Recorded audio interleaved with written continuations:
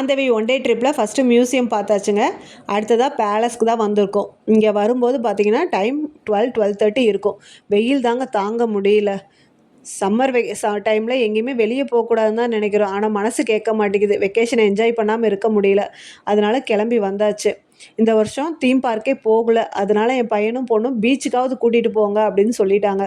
சரி 4:30 போல் போனால் கரெக்டாக இருக்கும்னு சொல்லிட்டு இங்கே முடிச்சுட்டு அடுத்தது லஞ்சு சாப்பிட ஒரு ஹோட்டலுக்கு போனோம். பக்கத்தில் ஒரு கோயில் இருந்தது. அங்கே வந்து ஒரு 3:00 வரைக்கும் டைம் ஸ்பெண்ட் பண்ணிவிட்டு கரெக்டாக 4:30க்கு பீச்சுக்கு வந்தாச்சு. இந்த போட் ரைடிங், அடுத்த ஒரு பலூன் கேம்.